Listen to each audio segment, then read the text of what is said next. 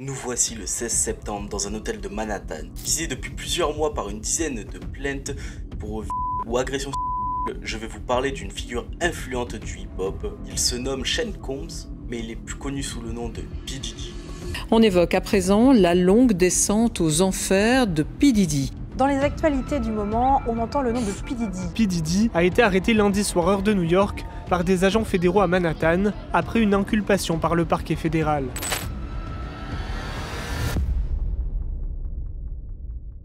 Sean Combs, également connu sous le nom de Puff Daddy, Puffy, Diddy ou encore P. Diddy, est né le 4 novembre 1969 à New York. C'est un rappeur, acteur, danseur, homme d'affaires et producteur de musique. Le magnat du rap est accusé de trafic sexuel et extorsion. Selon l'acte d'inculpation du parquet fédéral de Manhattan, pendant des décennies, il a abusé, menacé et contraint des femmes à satisfaire ses désirs sexuels, protéger sa réputation et cacher ses actes. Une dizaine de plaintes pour des faits de violence, séquestration sexuelle ou encore proxénétisme s'étaient accumulées ces derniers mois contre le chanteur. Le dossier s'annonce tentaculaire. Les faits allégués remontent pour certains au début des années 90. Le point de départ est la plainte pour violence et trafic sexuel déposée par son ex-compagne Cassandra Ventura, la chanteuse de R&B. Elle l'accuse de l'avoir forcé à avoir des relations sexuelles filmées avec des prostituées masculins, de l'avoir forcé à boire et se droguer, et de l'avoir violée en 2018, l'année de leur séparation. Elle révèle l'existence des freak-offs des deux parties, trouve un arrangement financier le 17 novembre. 3285, c'est le nombre de personnes se disant victimes témoins qui ont appelé la ligne d'écoute téléphonique mise en place à mi-septembre par l'avocat des victimes Tony Buzbee au moment de l'arrestation de P. Diddy. Il fut une époque où obtenir un carton d'invitation pour les soirées blanches de P. Diddy dans le Hampton était une sorte de graal pour prouver qu'on était bien une personne qui compte dans le show business. C'est en 1998 que le procureur a commencé à organiser les fêtes annuelles où les invités devaient être vêtus de blanc pour marquer sa présence dans une communauté bourgeoise des Hamptons à New York, mais aussi pour se mobiliser pour des œuvres caritatives. Son rêve était d'intégrer son style de vie hip-hop à l'élite de la côte Est afin de nous mettre tous dans la même couleur et au même niveau. Comme il l'expliquait à Oprah Winfrey dans une interview en 2006, j'obtenais un mélange de personnes dingues, certains de mes potes de Harlem, Leonardo DiCaprio qui venait de terminer le film à succès en 1997, Titanic, racontait P. Diddy. J'avais des gens de la haute société et des proches du sud. Il y avait 200 personnes assises ici qui faisaient un barbecue comme à la maison. Effectivement, ce barbecue de Happy Few a vu défiler des personnes comme Kim Kardashian, Paris Hilton, Jay-Z, etc. À cette époque, personne ne s'en cachait. Au contraire, on cherche à faire savoir qu'on fait partie de cette poignée de privilégiés. Pourtant, certains indices mettaient déjà la puce à l'oreille sur ce qui se cachait réellement derrière ces soirées excentriques.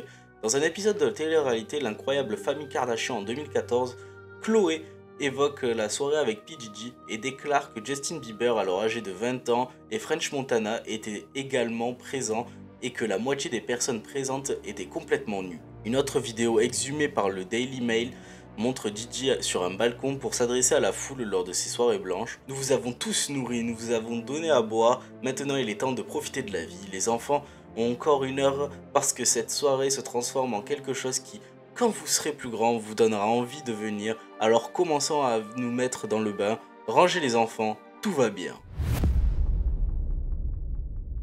Jusqu'ici tout va bien effectivement pour le milliardaire producteur qui continue d'organiser ses soirées blanches jusqu'en 2014. Pourtant, ces soirées auraient été le théâtre d'abus en tout genre.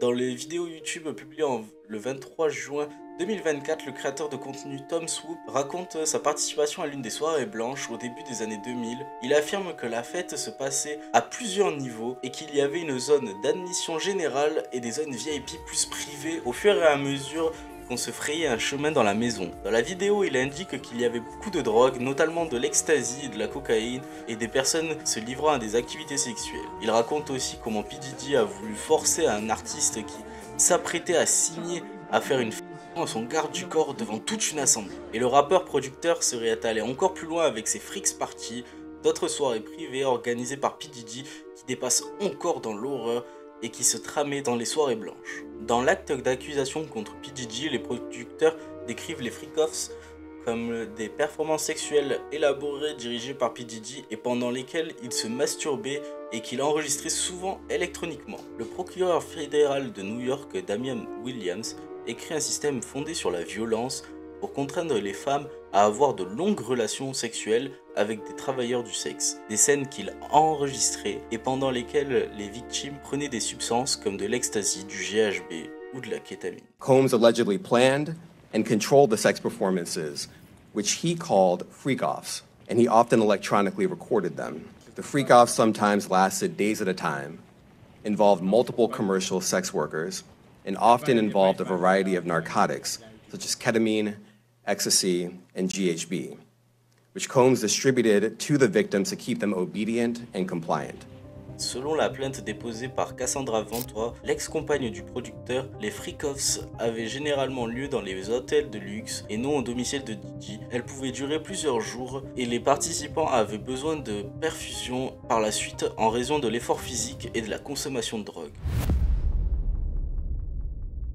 S'il est reconnu coupable de tous les chefs d'accusation qui le visent, P. Diddy encourt une peine comprise entre 15 ans de prison et la détention à vie, selon une communiqué du département américain de la justice. L'ancien procureur Eli Honig a expliqué à la chaîne de télévision CNN que le chef d'accusation de trafic sexuel par la force, la fraude ou la coercition constitue une accusation extrêmement grave, comme il s'agit d'une poursuite fédérale contre le rappeur. Les accusations entraînent donc des peines potentiellement plus élevées que si P. Diddy avait été poursuivi par le simple état de New York, précise l'expert. En attendant d'être jugé, le magnat du hip-hop américain a été placé en détention sous surveillance anti-suicide en raison d'un état psychiatrique jugé fragile. La justice fédérale a rejeté l'appel des avocats de l'artiste contre la détention provisoire malgré une proposition de caution de 50 millions de dollars. Voilà donc où ça en est, n'hésitez pas à vous abonner et à liker. Je ferai des updates de l'affaire P. Diddy sur mon Discord, donc n'hésitez pas à aller dans la description, il y a un forum dédié à ça. Et vu que ce genre de format c'est une nouveauté, j'espère que ça vous plaira. La prochaine fois je ferai un format beaucoup plus joyeux,